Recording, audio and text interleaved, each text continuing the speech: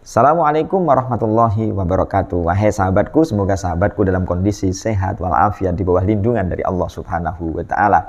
Ramai sekali diperbincangkan di media sosial, YouTube, orang menanggapi Buya Ar-Razi. Tentang apa? Tentang ruh. Karena Buya Ar-Razi menjelaskan kepada murid-muridnya dan menjelaskan di media sosial, yang direkam di media sosial, bahwa ruh itu begini. Lalu ada ismu ruh dan lain sebagainya. Lalu menjadi perdebatan, ada ulama yang setuju, ada yang tidak setuju. Di Indonesia juga rame. Karena bagi mereka yang tidak setuju, misalnya ketika Buya Ar-Razi menjelaskan tentang ruh, mereka menggunakan argumentasi. Karena Al-Quran misalnya mengatakan wa yas'alunaka 'anir ruh qulir ruhu min amri rabbi. Mereka, orang-orang itu bertanya tentang ruh kepadamu Muhammad, tentang ruh. Lalu kata Allah, jawablah wahai Muhammad, qulir ruhu min amri rabbi. Katakan bahwa ruh itu menjadi persoalan yang hanya diketahui oleh Allah Subhanahu wa Ta'ala. Sehingga ulama masa lalu itu juga sudah membahas.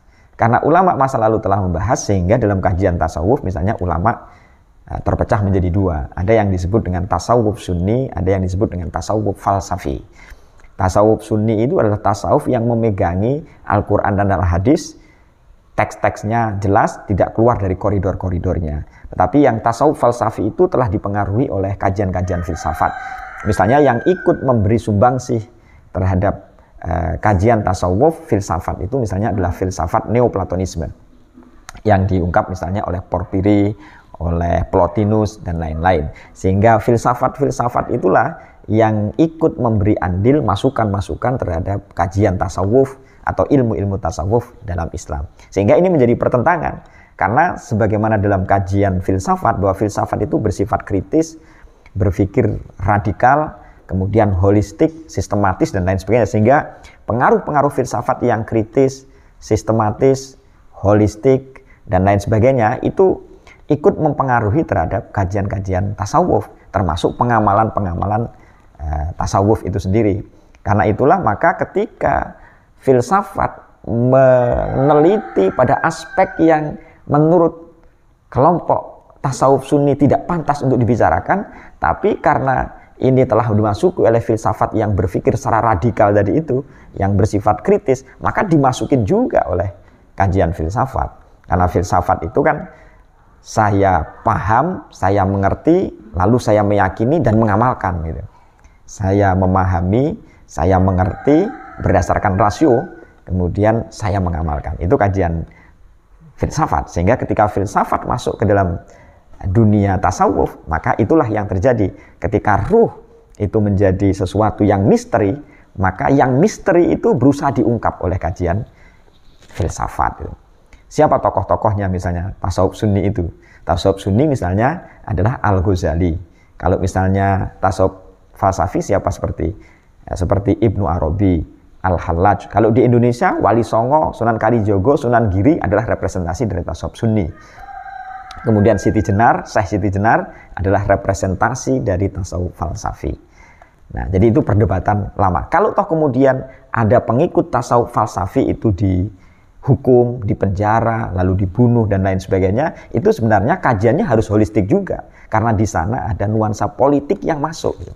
Nuansa politik, kayak sebagaimana Siti Jenar. Kalau misalnya kita menganggap bahwa Siti Jenar itu adalah sebuah fakta di Indonesia, maka ada nuansa politis yang masuk karena Siti Jenar tidak mau membayar pajak. Misalnya begitu. Jadi ada nuansa politis yang main juga. Jadi pembunuhan itu tidak serta-merta kita mengungkapkan dengan sesuatu yang sifatnya satu perspektif. Tadi dari berbagai pandangan, berbagai perspektif dan lain sebagainya. Oke, saya tidak akan memperpanjang terhadap perdebatan itu, tetapi apa yang dikatakan oleh Tafsirul Jalalain, tafsir Al-Quranul Azim, namanya banyak orang menyebut tafsir Jalalain. Ini adalah representasi dari tafsir sunni lah, penaknya bicara begitu. Bahwa dalam perspektif sunni, termasuk nanti tafsir sunni itu, bahwa diam terhadap apa yang tidak boleh untuk dipikirkan terhadap masalah ruh itu adalah pendapat yang paling selamat dan paling bagus. Di sini diceritakan misalnya ada masalah ruh juga, penjelasan tentang ruh. yang menunjukkan bahwa tafsir sunni itu atau tasawuf sunni itu memang diam dari masalah yang kata Allah itu menjadi masalah Allah, itu lebih bagus daripada kita berkomentar. Nah, ada adik dari, ini kan kitab tafsir Jalalain disusun oleh 2 orang, dikarang oleh 2 orang, tafsirnya ya, 2 orang, namanya Syekh Jalaluddin Al-Mahalli dan juga Syekh Jalaluddin As-Suyuti. Jadi karena 2 Jalal, maka disebut dengan Jalalain. Dan kitab tafsir ini sangat familiar di pesantren. Hampir semua pesantren di bawah naungan Nahdlatul Ulama misalnya, yang berafiliasi, itu mengajarkan tafsir Jalalain. Di dalam tafsir Jalalain, di terakhir sebelum Juz As-Sani, sebelum Juz As-Sani, dijelaskan bahwa adik dari Jalaluddin Al-Mahalli itu pernah bermimpi, namanya Syekh Kamaluddin Al-Mahalli. Itu pernah bermimpi bahwa dalam mimpinya itu seolah-olah Syekh Jalaluddin Al-Mahalli bertemu dengan Syekh As-Suyuti, Jalaluddin As-Suyuti. Lalu Syekh Jalaluddin Al-Mahalli itu bertanya kepada Syekh Jalaluddin As-Suyuti sebagai pelanjut, karena Syekh Jalaluddin Al-Mahalli itu tidak sempat merampungkan, belum sempat merampungkan tafsirnya, sudah meninggal. Karena itu dilanjutkan oleh Syekh Jalaluddin As-Suyuti, menurut informasi adalah murid dari Syekh Jalaluddin Al-Mahalli. Dalam mimpi yang diceritakan, mimpi itu dimimpikan oleh adik dari Syekh Jalaluddin Al-Mahalli, namanya Syekh Kamaluddin Al-Mahalli. Syekh Kamaluddin itu dalam mimpinya bertemu dengan 2 orang, yaitu bertemu dengan Syekh Jalaluddin Al-Mahalli dan Syekh Jalaluddin As-Suyuti.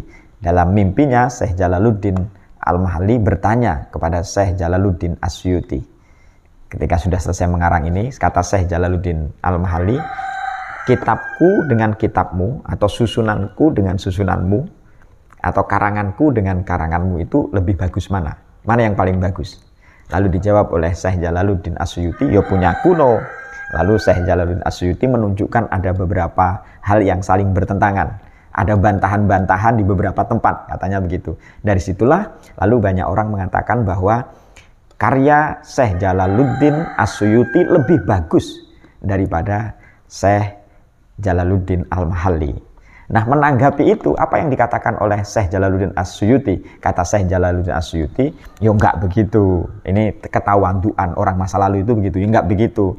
Bagaimanapun bahwa karya dari Syekh Jalaluddin Al-Mahalli lebih bagus dari punyaku. Bagaimana mungkin punya saya lebih bagus, wong saya ini mengambil faidah dari kitab sebelumnya, dari karya Syekh Jalaluddin Al-Mahalli, dan saya pun banyak terinspirasi dari kitab Jalaluddin Al-Mahalli. Tentu kalau misalnya ada orang mengatakan bahwa ada orang bermimpi bahwa saya mengkritik, memang iya, memang saya banyak bertentangan dari Syekh Jalaluddin Al-Mahalli dalam beberapa tempat, tidak lebih dari 10, dan itu pun sedikit. Nah, ini hebatnya orang ulama masa lalu itu, saling menghargai, saling tawadu antara ulama satu dengan ulama yang lain. Tidak semacam kita.